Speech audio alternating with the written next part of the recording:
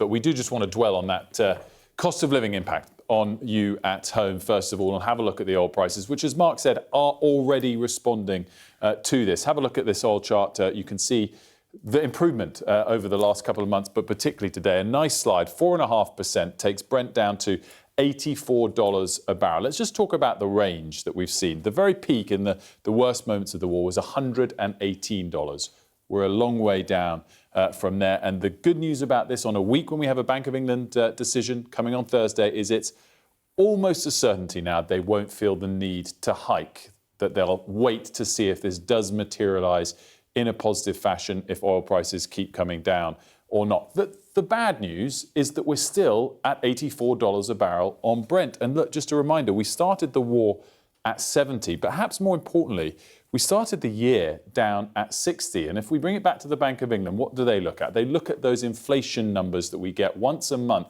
Inflation, when we say it's 2 or 3 or 4 or 5%, we're talking about the year-over-year rate, the comparison this month to the same month a year earlier. So we're going to have now a whole year still to play out where oil prices are still going to be a positive, an incremental input into that inflation print each month if we stay around this level, mid-80s. So mid-80s, if we went back to the start of the year, before even the war, and you told people that oil prices would be 80, 85, when we were at 60, you'd be, God, that's a terrible headache for the economy. It's a terrible headache for the Bank of England's ability to cut interest rates. So just keeping the sort of balance in perspective, obviously way better than 118. The question is, does it keep falling, or is this already pricing in the good scenario of the Strait reopening?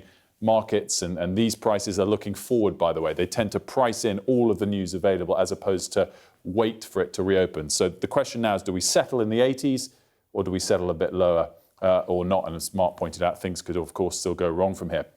What does it mean for stock markets? Well, celebrating in Asia. If we have a look at Asian markets this morning, you'll see Japan is up a massive 5%. Now, of course, Japan's been in the eye of the storm with this. They import a lot of their oil from the region. They're also a net energy importer. I wouldn't expect the British market to open up by 5%. That's quite a specific market. Just a quick snapshot as well, by the way. This takes the Nikkei to an all-time high. It was close to one anyway. It's up 5%. It shows how equity markets, stock markets, particularly if you've got a lot of tech companies in your index, as Japan does, have sort of shrugged off a lot of this, even despite that. But they're certainly really celebrating today. We'll see how Europe opens at 8, but it's probably not going to be as positive, though it will be to the upside. Just finally, a little snapshot of a satellite image of the Strait of Hormuz for you, because clearly, this hasn't been signed yet, signed on Friday, but clearly nothing's moving yet. And this is really the big question now. How quickly do all of these ships start moving? How quickly do we get back to getting about 18 million barrels a day of oil and gas products back out of this region, which was the sort of average that used to come out before this whole war started? And the International Energy Agency, for context, says that will take 2 months at best. So this is going to be a slow process. You've got to get all of these ones that are full of oil already waiting to come out. You've got to get new ships back in. They've got to fill up. They've got to all feel, yes, this is going to continue. This is going to be safe. So as things stand, oil markets are pricing in a good scenario. The question is, will it get better from there?